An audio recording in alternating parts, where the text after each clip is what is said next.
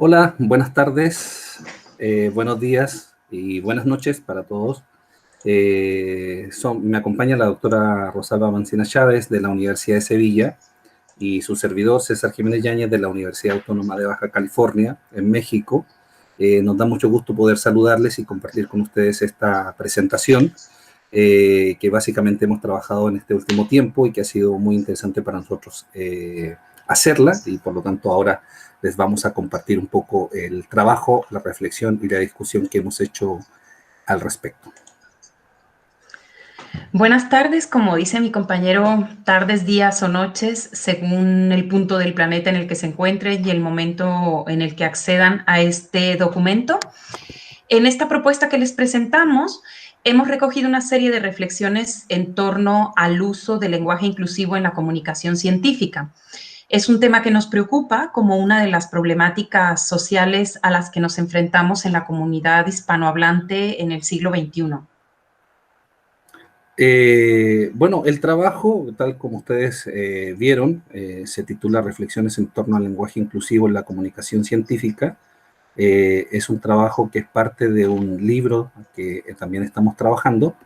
Eh, y con lo que ha dicho la doctora Mancinas, pues finalmente la lucha por el reconocimiento de los derechos de las mujeres, el lenguaje ha estado en el centro del debate, ¿no? Y no exento de debate, con planteamientos muchas veces enfrentados, y como el tema es amplio y tampoco, como señalaba recién, somos expertos en el tema específico del género, nos centramos básicamente en la reflexión y en la discusión y recomendación del uso del lenguaje inclusivo desde la comunicación científica. Sí, porque si algo compartimos ambos en nuestra respectiva universidad es la responsabilidad que tenemos como editores de revistas científicas. Y nos preocupa, pues, el uso del lenguaje precisamente en este tipo de publicaciones.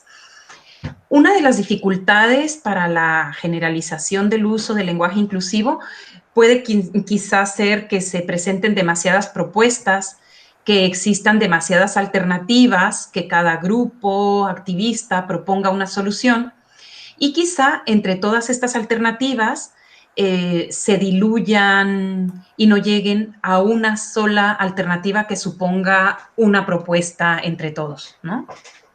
Sí, tal como vemos en la imagen, ¿no? Que es reconocida probablemente por todos y por todas. Entre las propuestas más destacadas podemos mencionar las que proponen, por ejemplo, eliminar algunos vocablos, modificar otros, incluir el uso de la arroba, por ejemplo, que es muy utilizado, incluir la letra X o la letra E para hacer referencia a los dos sexos, utilizar el femenino genérico, también es otra forma, usar el paréntesis o diagonal para diferenciar femenino y masculino, o desdoblar los artículos, utilizar formas dobles, también como se dice, utilizar los y las. Todas estas propuestas finalmente no convergen, como tal lo señalaba la doctora Mancina, no convergen en una sola, y eso finalmente ha generado un poco el debate. Sí, yo creo que también todas estas propuestas surgen de la sociedad civil, de organizaciones, activistas, del uso que le empiezan a dar las nuevas generaciones y de distintas propuestas sociales.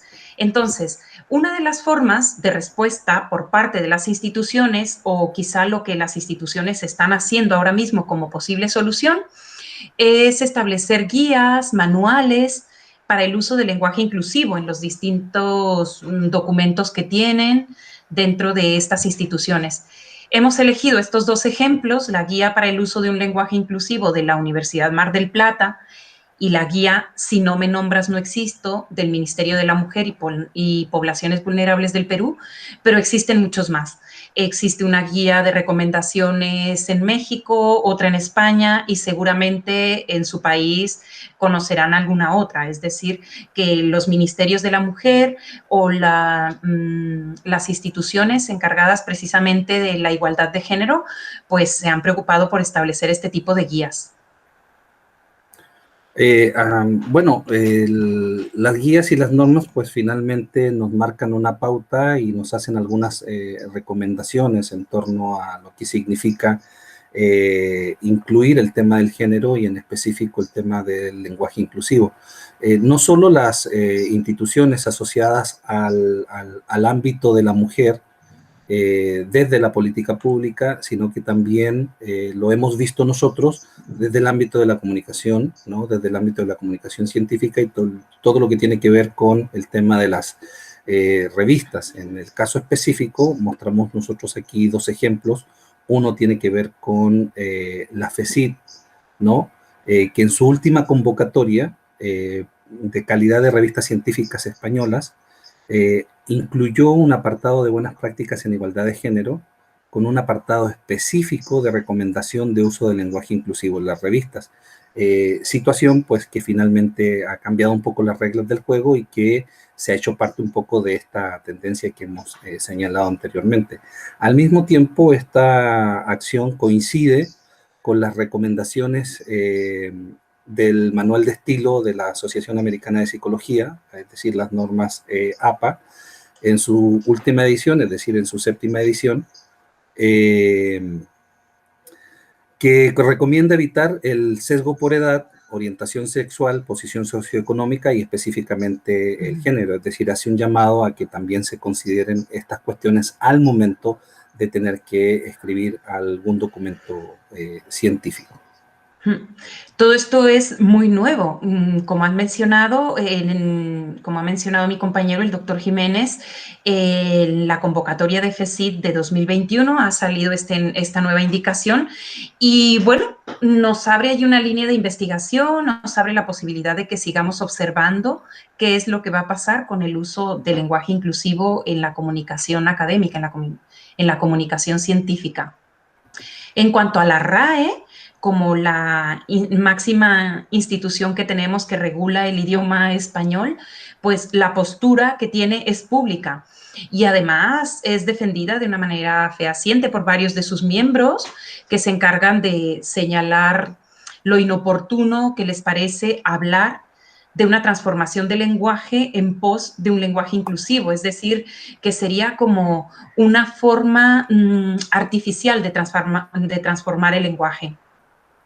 Normalmente aducen que ya existe una forma gramatical aceptada, que es el uso genérico del masculino. Y finalmente lo que opinan hombres y mujeres de la RAE es que puede ser una moda y no tendrá finalmente una implantación real. Todos estos movimientos se quedarán en una moda.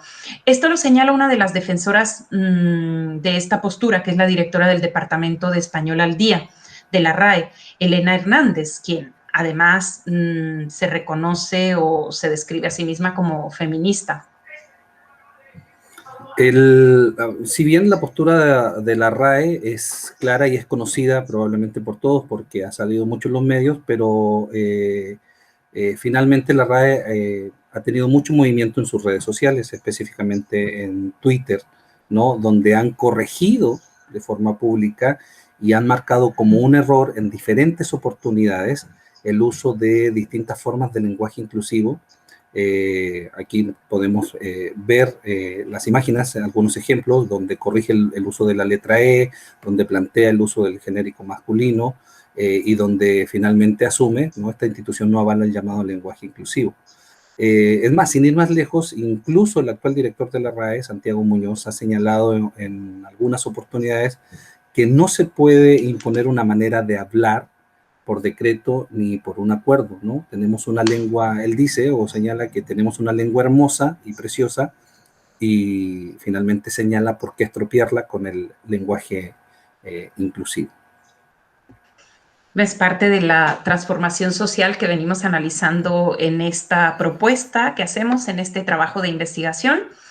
Finalmente hemos encontrado que una de las recomendaciones que más aceptación está teniendo y por tanto que está teniendo más eco también es ir cambiando poco a poco el uso convencional por expresiones similares que sean incluyentes, como vemos en la tabla. Por ejemplo, en lugar de decir el que calla otorga, podemos decir quién calla otorga.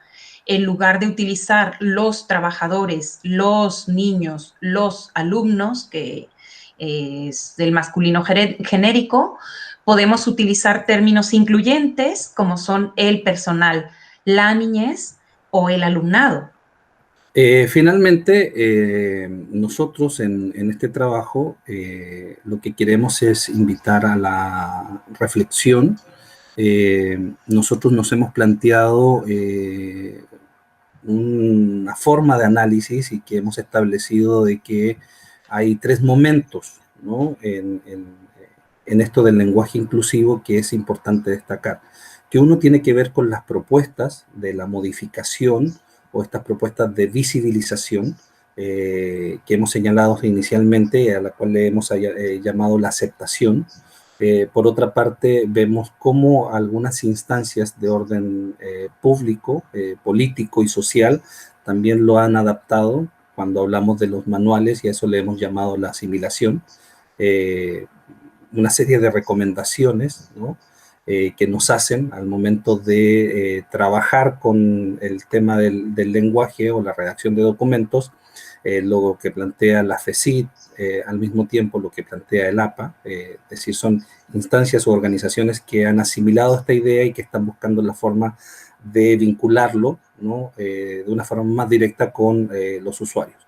Y por último, hemos reconocido en la RAE inicialmente la negación directa al cambio o a la transformación del lenguaje, cuando ellos señalan que finalmente el lenguaje obedece al uso, es decir, si las próximas generaciones o los usuarios son los que finalmente modificarán el lenguaje, pues la RAE no le quedará otra que hacer la modificación.